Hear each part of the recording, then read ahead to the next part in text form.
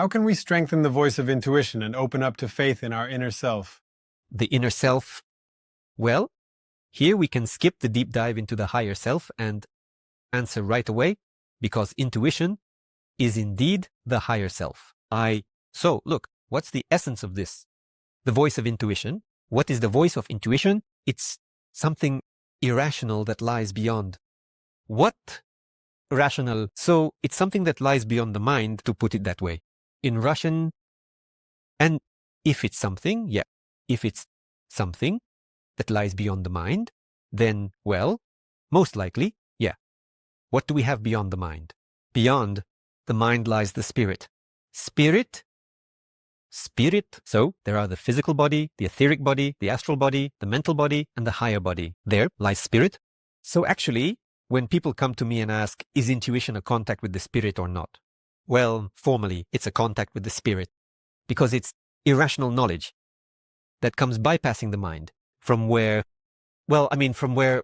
From the spirit, from some higher realms. That's it. The problem is just that intuition is, most often, it's uncontrollable. It comes on its own suddenly, and it leaves suddenly. Not always. It's like, yeah, it's not always clear to follow it, or it seemed to us that it was in this spirit. And practices. Practices for contacting the spirit are essentially practices. How? To strengthen your intuition, make it more controllable and clearly recognizable, that it is indeed her, and not just something I imagined.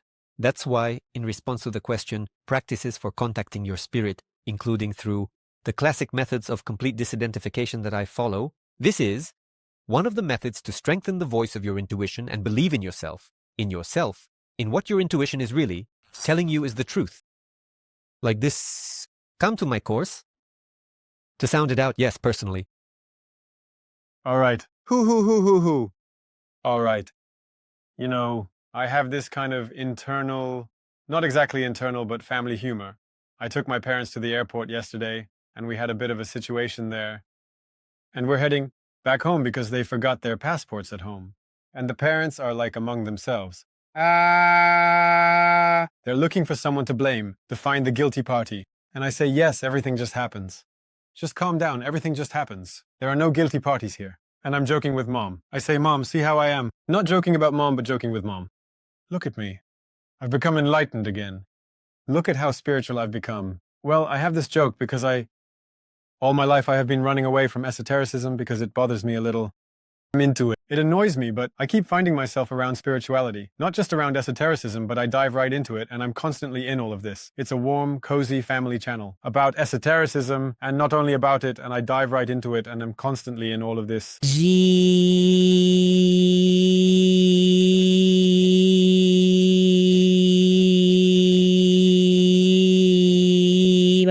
Warm, cozy family channel.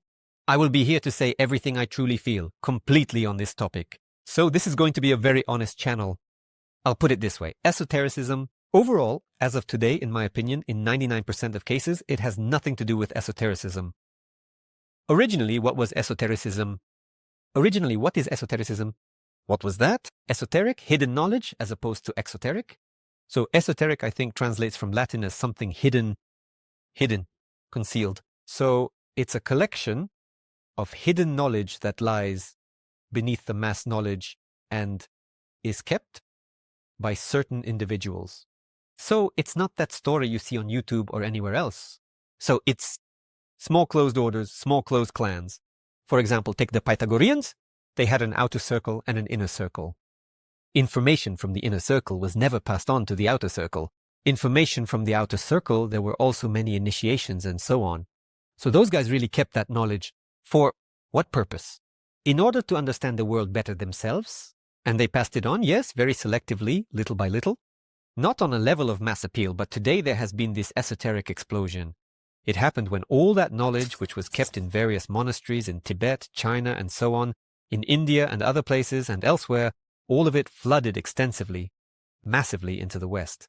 This was in the 70s, we explored this topic, and it was done consciously. It was done consciously by certain forces. It doesn't really matter, but it was just thrown out, thrown into the masses. And when esotericism, just like that, like a snowball, it rolled into an unprepared world, and a bunch of so-called esoterics appeared. Yes, that's normal. This is normal because this is knowledge that really wasn't for everyone. So you really had to prepare to study. They spent many years in those monasteries, you know.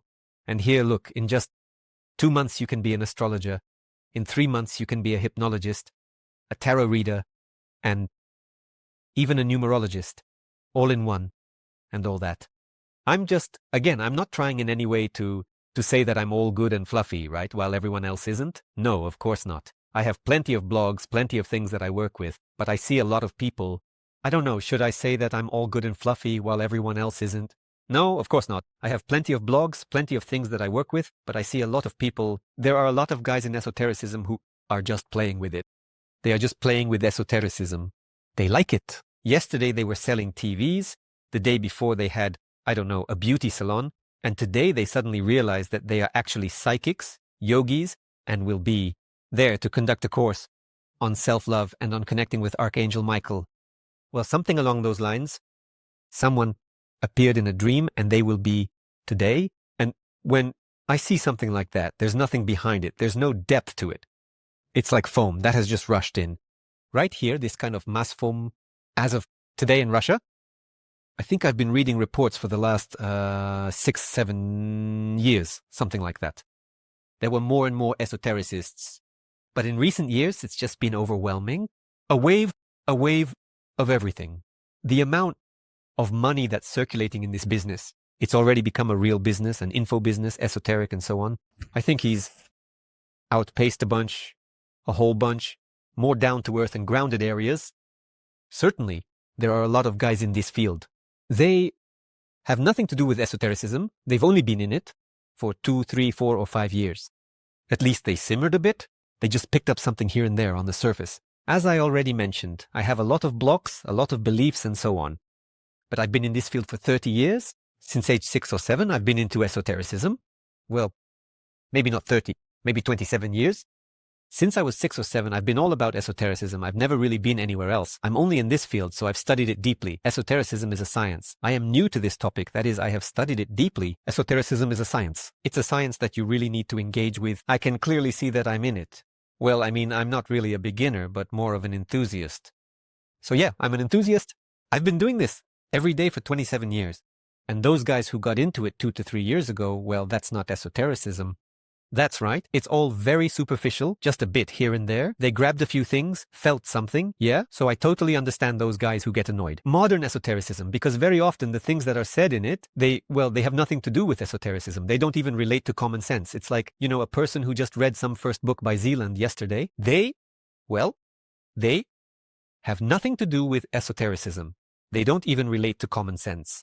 It's like, you know, a person who just read some first book by Zealand yesterday. Apples fall up, and today they've recorded a course on how to live life. Yeah, apples fall up, and today they've recorded a course on how to live life. Yes, that's about it, yeah? Dear friends, I invite you all to my course with a personal vision, Return to the True Self. This course has been around for over 12 years. And recently we launched it in English with my complete personal vision in 6 modules. Working with blocks, working with egregores, working with the ego, contacting the higher self.